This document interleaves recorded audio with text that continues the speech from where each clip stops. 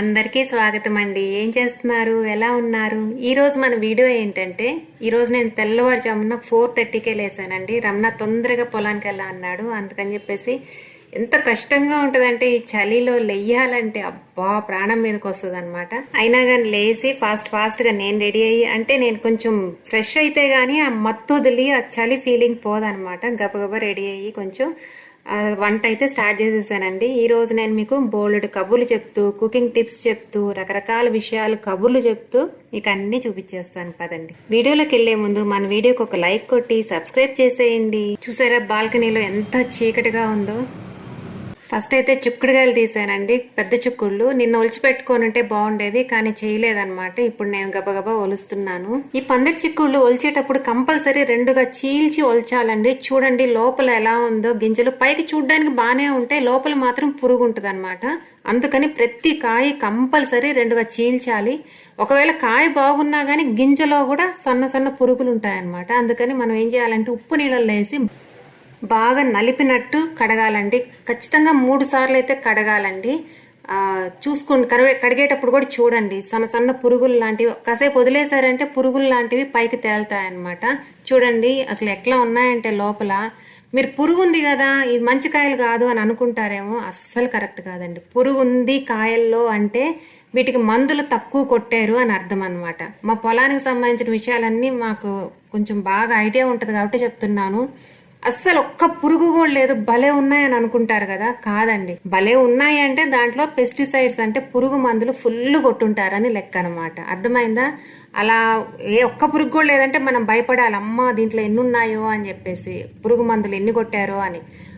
పురుగులు ఇలా కనపడ్డాయి అని అంటే అమ్మయ్య పర్వాలేదు, కొంచెం పెస్టిసైడ్స్ తక్కువ కొట్టారు అని అర్థం అనమాట. గుర్తుపెట్టుకోండి ఇంకొకసారి, ఏ కూరగాయలైనా అంతే.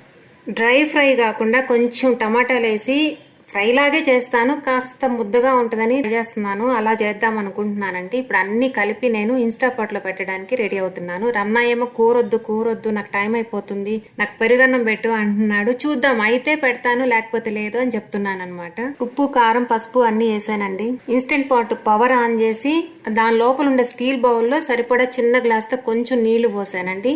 ఆ ఇన్స్టాపాట్లో బౌల్లో పట్టేంత కరెక్ట్ గిన్నె తీసుకున్నాను, దాంట్లో అన్ని పెట్టేశాను. చూసారా, ఇప్పుడు మూత లాక్ కూడా చేసేసాను. వెయిట్ ఖచ్చితంగా చెక్ చేసుకున్నాను. నేను ప్రెషర్ కుక్ మోడ్ సెలెక్ట్ చేసుకున్నానండి. దానికి టైం సెట్ చేశాను, చూడండి 10 మినిట్స్ సెట్ చేశాను. కొంచెం మంచిగా ఉడికితేనే బాగుంటుంది. చిక్కుడుకాయలో ఫైబర్ ఎక్కువ ఉంటుంది కాబట్టి కొంచెం ఉడికితేనే డైజెషన్ బాగుంటుంది అని చెప్పేసి 10 మినిట్స్ పెట్టాను. కాదు మనకు అంత ఉడకబడలేదు అనుకుంటే టైం తగ్గించుకోవచ్చు. నేను చిక్కుడుకాయల్లో అయితే నీళ్ళు అస్సలు పోయలేదండి, ఎందుకంటే టమాటాలు వేసాం కాబట్టి ఆ టమాటాలు నిమ్మతోనే ఉడుకుతుంది. ఈ లోపల పెట్టే గిన్నె ఖచ్చితంగా కాస్త లోపలికే ఉండాలండి, మూతకు తగిలేటట్టు ఉండకూడదు. ఇప్పుడు నేను మూత పెట్టి లాక్ చేసేసి పైనుండే వెయిట్ ఖచ్చితంగా చెక్ చేసుకుంటానండి ప్రతిసారి. అది సీలింగ్ మోడ్లోనే ఉండాలి. ఇప్పుడైతే కుక్కర్ ఆన్ అయిపోయింది. ఆల్రెడీ స్టవ్ మీద ఇడ్లీ పెట్టేశానండి, ఇంకా పాలు కూడా కాగబెట్టి రెడీ చేసేసాను. టిఫిన్ కూడా తీసుకెళ్తాడనమాట. రాత్రి కొంచెం అన్నం మిగిలింది, నీళ్లు పోయలేదు, అంటే పెరిగేసి నీళ్లు పోస్తాను కదా, పోయలేదు. కాస్త పులుసన్నం కలుపుతాం అనుకుంటున్నాను.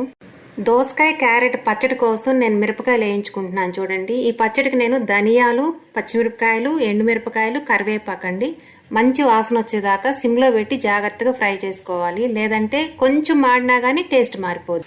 రమణ అయితే రెడీ అయిపోతా ఉన్నాడు. నాకు ఒక పక్క టెన్షన్ వస్తూ ఉంటుంది, ఎప్పుడు అయిపోయింది కానీ బాక్స్ పెట్టేసే అంటాడేమో అని చెప్పేసి. కాకపోతే చేస్తా ఉంటాను, ఎంతవరకు అయితే అంతవరకు పెడతానమాట. రమణకి పచ్చడి అంటే చాలా ఇష్టం అండి. కూర లేకపోయినా పర్లేదు కానీ పచ్చడి మాత్రం కావాలి. ఇప్పుడు నేను దోసకాయ క్యారెట్ పచ్చడికి టమాటాలు ఫ్రైయర్లో పెడుతున్నాను. నేను ఇప్పుడు స్టవ్ వెలిగించకుండానే 1 స్పూన్ ఆయిల్లో టమాటాలు అలా కలిపేసి చూడండి ప్లేట్లో పల్చగా చేసేసి ఫ్రైయర్లో పెట్టేస్తాను. ఎందుకంటే నాకు ఇప్పుడు నిలబడి అంత కదలకుండా చేసేటట్టు ఉండదు పని. నాకు హడావిడిగా అటు ఇటు తిరుగుతూ ఆ బాటిల్స్కి వాటర్ పట్టను, రకరకాల ఇది ఎక్కడ అదెక్కడ అని రమణ అడుగుతా ఉంటాడు, పరుగులు ఉంటుంది అనమాట. అందుకని ప్రశాంతంగా ఫ్రైయర్లో పెట్టి టైం సెట్ చేసేస్తే ఆ టైం ప్రకారం అది ఫ్రై చేసేసి పక్కన పెట్టేస్తుంది. కాబట్టి నాకు ఒక హెల్పర్ లాగా, నాకు ఒక ఫ్రెండ్ లాగా అనమాట. అంత తోడు ఉంటుంది నాకు ఫ్రైయర్.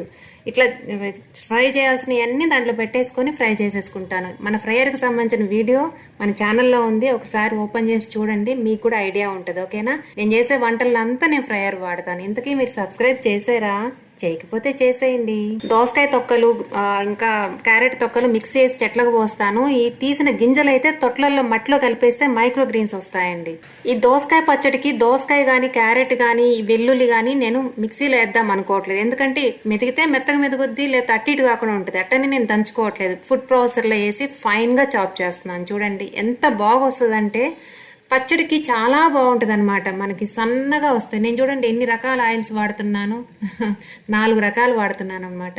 చూసారా, జస్ట్ 2 సెకండ్స్ ఒక్కసారి తిప్పామంటే ముక్కలైపోతాయి. కొంచెం ఒక్కసారి చేయి పెట్టకూడదు, కానీ నేను అలవాటైపోయి చేయి పెట్టేస్తున్నాను. ఒక స్టిక్ తీసుకొని అట్లా లోపలికి అనేసామంటే ఇంకొక 2 సెకండ్స్ అంతే. మొత్తం మీద 4-5 సెకండ్స్లో మనకి కరెక్ట్గా ఫైన్గా చాప్ అయిన వెజిటేబుల్స్ వచ్చేస్తాయి. మీరు ఏం వేసినా కానీ అంతే, అన్నీ వేసుకోవచ్చు. చాలా ఈజీగా అయిపోతుందండి. ఎంత టైం సేవ్ అవుతుంది, మనకి చేతికి స్ట్రెయిన్ ఉండదు. చాలా బాగుంటుంది అనమాట. దీనికి సంబంధించిన కూడా నేను ఒకసారి డెమో ఇస్తాను మీకు, ఫుల్ వీడియో చేస్తాను. చూడండి ఎంత బాగా వచ్చేసిందో కదా. వెల్లుల్లి కూడా సన్నగా అయిపోయింది. క్యారెట్ కానీ దోసకాయ కానీ. ఇది ఇప్పుడు మనం ఏం చేయాలి, ఇందాక వేయించుకున్న కారం అంతా కలిపేసుకొని దాంట్లో వేసి ఇది కూడా కలిపేసుకున్నామంటే పచ్చడి రెడీ అయిపోతుంది అనమాట. మనకి చపాతీలో కలుపుకోవడానికి కానీ కొన్ని గ్రేవీ కూరలకి రకరకాలండి. మనం ఎన్ని రకాలుగా అయినా వాడుకోవచ్చు. ఏ సైజ్ అయినా చాప్ చేసుకోవచ్చు. ఇప్పుడైతే నేను ఫైన్గా చూపించాను కదా. ఇంకొకసారి ఎప్పుడైనా నేను మీకు పెద్ద ముక్కలు ఎలా వస్తాయనేది కూడా చూపిస్తాను. ఓకేనా? చూడండి ఎంత ఫాస్ట్గా అయిపోయిందో. చూడడానికి కలర్ఫుల్గా భలే ఉంది కదా. ఈలోపు ఎయిర్ ఫ్రైయర్ చూడండి టమాటాలు కరెక్ట్గా ఫ్రై చేసి పక్కన పెట్టేసింది, నాకు పని లేకుండా. చూసారా, ఇందాక ఫ్రై చేసుకున్నవన్నీ ఇట్లా మిక్స్ చేసేసానండి. టమాటాలు వేసి మిక్స్ చేసిన క్లిప్ ఎటో ఎగిరిపోయింది. అది పచ్చడికి తిరగమాత పెట్టాను. ఇంకో కంపల్సరీ వాడండి, పచ్చడి చాలా టేస్ట్గా వస్తుంది. ఈ తిరగమాత అయిపోయాక దాంట్లో ఈ మిక్సీ చేసిన పేస్ట్ చూసారా, అన్ని విడివిడిగా పక్కన వేసాను మీకు చూపిద్దామని. ఉల్లిపాయలు, పచ్చి ఉల్లిపాయలు అండి, అవి మాత్రం ఫ్రై చేయొద్దు. ఇవన్నీ వేసేసి ఒక్కసారి మిక్స్ చేసేసి ఒక 2 మినిట్స్ ఫ్రై చేయడమే ఆయిల్లో, పచ్చి వాసన పోయేదానికి అంతే. 2-3 మినిట్స్ అంతే. ఎక్కువ ఆయిల్ వేస్తే వారం రోజులైనా నిలువ ఉంటుందండి. తక్కువ ఆయిల్ వేస్తే ఒక 4 రోజులు ఉంటుంది. మా ఇంట్లో పచ్చడి విపరీతంగా తింటారు కాబట్టి నేను అంత ఎక్కువ ఆయిల్ వేయలేదు, కొంచెం తక్కువే వేసాను. ఇప్పుడు ఆ రమణ హడావిడిగా అసలు రా పెట్టు బాక్స్ టైం అయిపోయింది, నాకు కూర వద్దు తొందరగా రా అంటున్నాడు. కాబట్టి ఈ పచ్చడి ఇంతటితో క్లోజ్ చేసేసి ముందైతే బాక్సులు పెట్టేశాను. చూద్దాం పదండి ఎట్లా పెట్టాను ఏంటనేది. సింపుల్గా పెట్టేశానండి.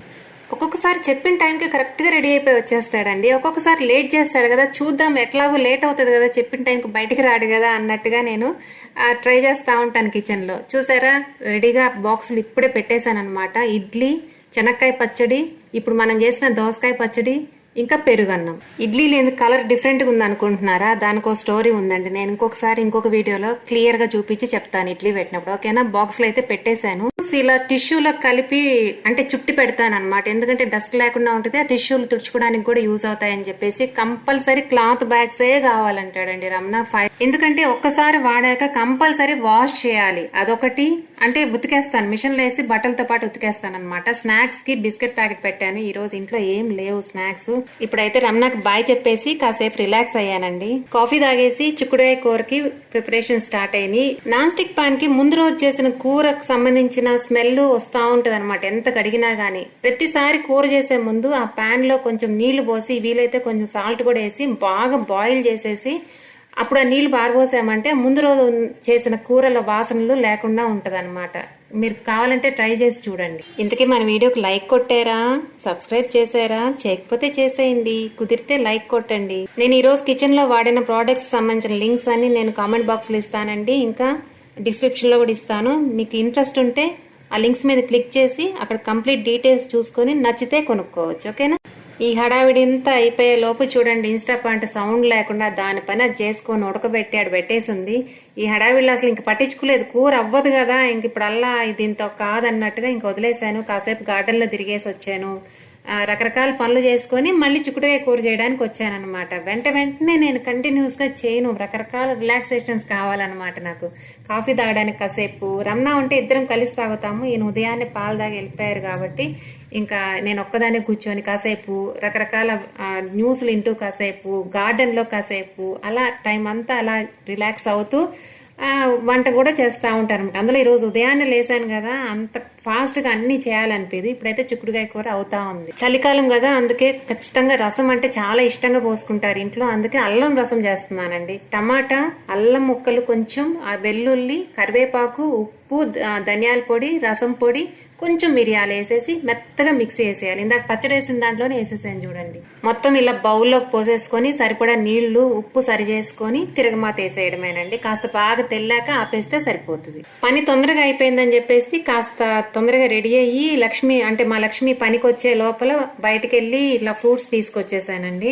చూసారా, బనానాస్, ఇంకా కస్టర్డ్ యాపిల్ అంటే ఇది ఏంటి సీతాఫలము, ఆరెంజెస్ భలే వస్తున్నాయండి. సీజనల్గా కదా, అందుకనే కాస్త ఎక్కువే తీసుకొస్తున్నాను. బత్తాయిలు కూడా తీసుకొచ్చాను. ఈ బత్తాయిలు ఎందుకు తీసుకొచ్చానంటే మీకు జ్యూసర్ చూపిద్దామని చెప్పేసి బత్తాయిలు తీసుకొచ్చాను. ఆ వీడియో నేను అప్లోడ్ చేస్తాను తొందరగా. నిమ్మకాయలు, ఉసిరికాయలు అన్నీ తీసుకొచ్చాను అనమాట. సీజనల్గా వచ్చాయన్నీ తింటేనే చాలా ఆరోగ్యం అండి.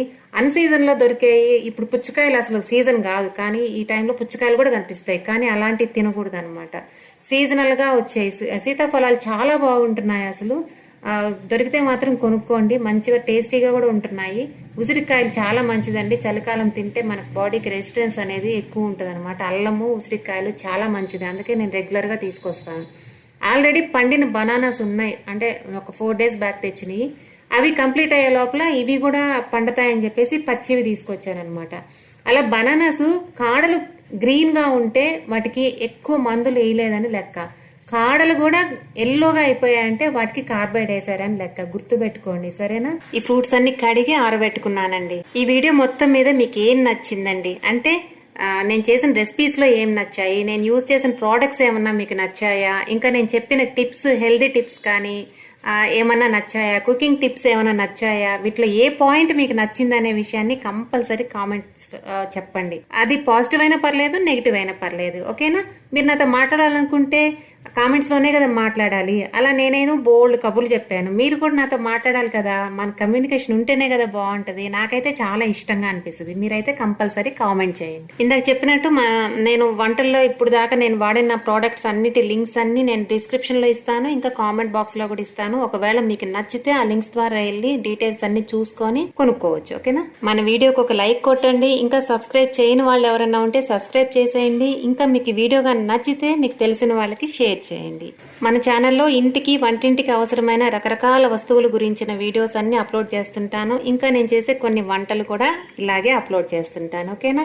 ఓకే అండి, ఈ వీడియోని ఇంతటితో క్లోజ్ చేద్దాము. నెక్స్ట్ వీడియోతో మళ్ళీ కలుద్దాం. ఓకే, బాయ్ అండి.